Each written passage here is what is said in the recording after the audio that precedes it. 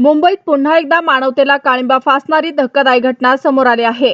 पायधुनी परिसरात अवघ्या 7 वर्षाच्या चिमुकलीवर एका वॉचमननं कथित लैंगिक अत्याचार केल्याचा आरोप आहे.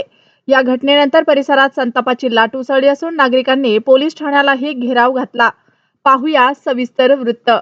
मुंबईच्या पायधुनी परिसरातून एक अत्यंत धक्कादायक आणि संतापजनक घटना समोर आली आहे. अवघ्या 7 वर्षाच्या चिमुकलीवर 32 वर्षीय वॉचमॅनने कथित लैंगिक अत्याचार केल्याचा आरोप असून या घटनेमुळे संपूर्ण परिसरात संतापाचे वातावरण निर्माण झाले आहे. मिळालेल्या माहितीनुसार रविवारी दुपारी ही चिमुकली घराबाहेर खेळण्यासाठी गेली होती.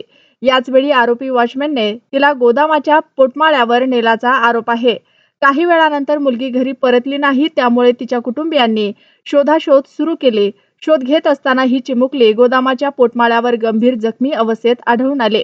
त्यानंतर तिला तातडीनं रुग्णालयात दाखल करण्यात आलं. सुरुवातीला सेंट जॉर्ज रुग्णालयात उपचारासाठी नेण्यात आलं, मात्र प्रकृती गंभीर असल्यानं तिला पुढील उपचारासाठी जे रुग्णालयात हलवण्यात आलं. सध्या तिची प्रकृती स्थिर असल्याची माहिती समोर आली आहे.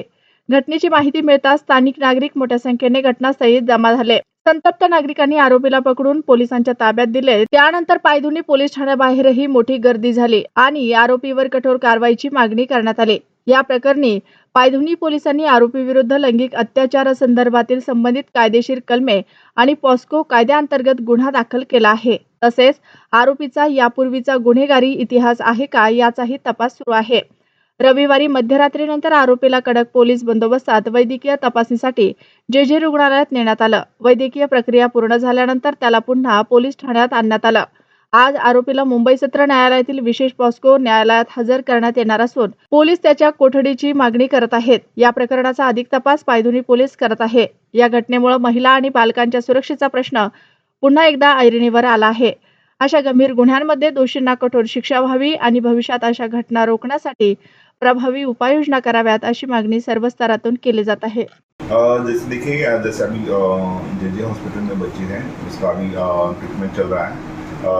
डॉक्टर की टीम जो है इसे वर्कआउट कर रही है और फिलहाल जो बच्ची की तबीयत स्टेबल है और उसकी ट्रीटमेंट चल रही है. आरोपी का नाम हम बता देंगे और तपास का जो है जैसे बातें आ जाएंगी हम आपको डिटेल में दे देंगे. जो है सेक्सुअल इंटरकोर्स हुआ है तो रेप के कलम लगाए हैं और जो बच्ची है तो अंडर एज है तो पॉक्सो एक्ट के तहत भी तो सेक्शन लगवाया है. वो वहाँ पे एक वॉचमैन का काम कर रहा है और वहाँ से वहीं पे वो काम कर रहा था.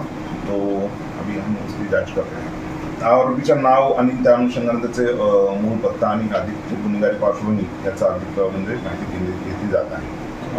जो जिसमें है पूरे हम कानून कार्रवाई इसमें करेंगे और सभी यानी एविडेंस वगैरह ठीक ठाक उसमें रहेंगे और एक अच्छा तपास होगा ये हम इंश्योर करेंगे.